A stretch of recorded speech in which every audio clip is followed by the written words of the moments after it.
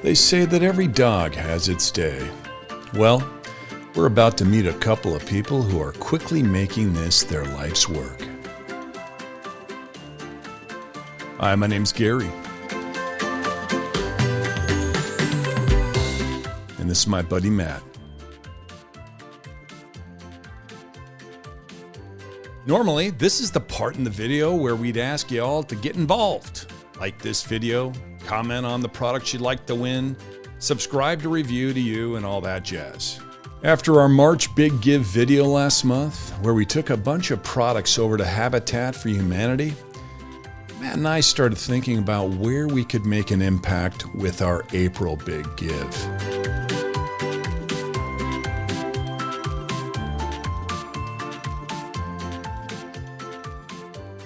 We love helping people, but we thought we'd shift the focus of our April Big Give to a group that often can't help themselves.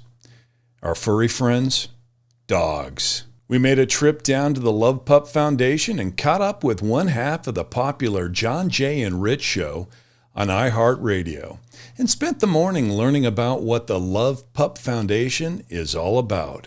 Matt and I are dog guys, and we've had many of our own over the years. So this is a cause that's close to our hearts. We've been blessed with just a smidgen of success in our lives, which is why we made the Review to You YouTube channel, to try and give back a bit. And as Johnjay says, to love up. So after talking to Johnjay's lovely wife, Blake, we set up a time to pop over with a truckload of goodies for their furry extended family. We arrived and were greeted with some familiar faces. This is the same situation as over there, but we have some extra kennels. Wow. And how many dogs? I mean, you have a lot of kennels. Yeah, so we have 10, we have 13 kennels here, okay. And then we have 2 isolation kennels. So we could put, probably, depending on the size of the dog, probably 20 dogs. The LovePup Foundation is a nonprofit 501c3 organization, a shelter that takes in and cares for rescued dogs as well as running programs in the wider community. Before establishing the shelter, Johnjay and Blake used to run everything right out of their house.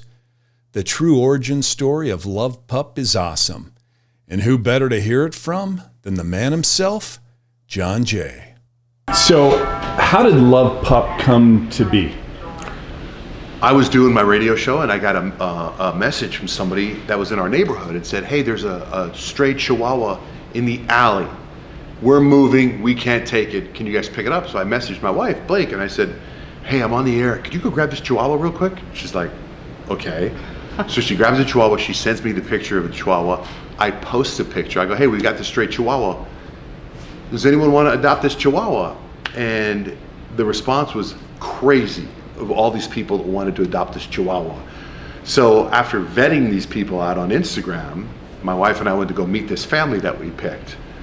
And that moment when this family saw the Chihuahua and the Chihuahua saw the family for the first time, it was like magic, wasn't it? Yeah. It was like what we saw happen in front of us was absolute magic. This stray, skinny Chihuahua that was running up and down the alley, and this family that wanted a dog. It was literally magic what happened in front of us. And I said on the air the next day, I said, man, you know, I've set up 5 people in my life on dates. All 5 of those people got married. I said, I'm better at this with puppies than I am at people. And then from there, it went nuts. People started messaging us, can you find us a dog? Can you help us? And somebody else was like, hey, I just found a stray dog. Can you take it in? Somebody else was like, hey, my grandmother's going into hospice. Can you take her dog? And it was just turning into this, like, we started taking, also in our house, we had dogs at our house like crazy, and it hasn't stopped. How long ago was that? 6 years ago? Yeah, 7 years ago? 6 or 7 years ago, because we had it in our house for almost 7 years. And we still do have it in our house until this shelter you see here is not officially open yet. I'm very much looking forward to when it's open. We have a couple dogs here, but not full capacity. Beautiful. Every dog that has trotted their paws through the shelter and the couple's home in the last 3 years has been microchipped, vaccinated, spayed, and neutered. We have a program called It's Hip to Chip, and we microchip every single dog that comes out of Maricopa County. So it used to be an option where you pay $25 for a chip. Now we pay for it. So every dog for the last 3 years has gotten microchipped.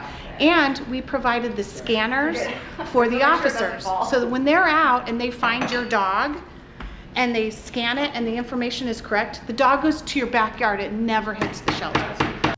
But there's something else that has only been touched on. This isn't just a shelter for wayward pooches who may have listened to Who Let the Dogs Out one too many times. It's so much more. Owning a dog is a forever commitment, but sometimes life gets in the way and owners can't take care of their little pals in the way that they should. The LovePup Foundation's goal is to end the cycle of dog homelessness. Not only do they take in stray and abandoned animals, but also those given up on because the owners have become sick or too old to take care of them properly. The Hip to Chip program is another great service these good people provide. And just recently, they microchipped over 100 dogs in a drive-thru on a Saturday afternoon.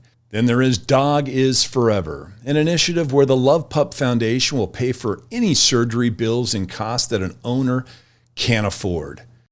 The LovePup Foundation also pays for the care of dogs belonging to the local homeless community. And then there's the LovePup Family Fest. It's a multi-market event bringing food, entertainment, and kid-friendly activities to attendees, all in the hopes of raising awareness around the vicious cycle of dog homelessness. Through his relationships over at iHeartRadio, Johnjay brings in top artists to provide the music for the events. It's currently run in 5 cities, though sadly only 2 events happened this past year due to the global pandemic. But great news! Next year, New York and Los Angeles have been added onto the list, so make sure you keep a lookout. Here's Blake to tell us a little bit more about what's going on. How can they help, Blake? Well, so the biggest thing is monetary things. So money always helps because we take care of, we microchip, we vaccinate, and we spay and neuter every single dog that gets placed. A lot of times we have medical issues that we didn't know ahead of time, and so we have to take care of those. And once we get a dog, this is the big thing. Once we accept a dog to come into our foundation, we follow through. If it's $20,000, we still follow through and take care of the dog, unlike a lot of other shelters.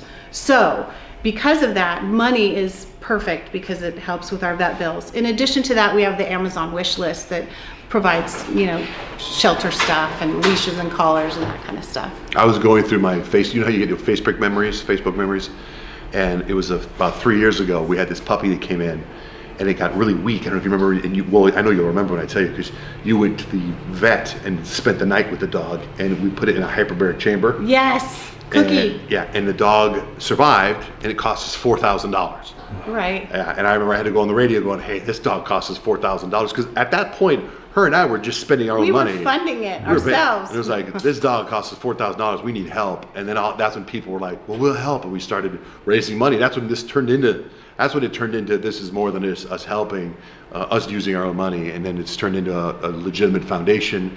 And now we have incredible volunteers, incredible staff. I mean, we literally have you met this, look at this guy, Mike. Look at him. Just turn the camera, look at him. He's amazing. What's up?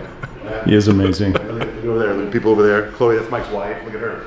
Hi. She doesn't need a mask. She shouldn't wear a mask. No, it's great. We have a very good-looking crew of people. It's an amazing facility. Work you guys are doing is awesome.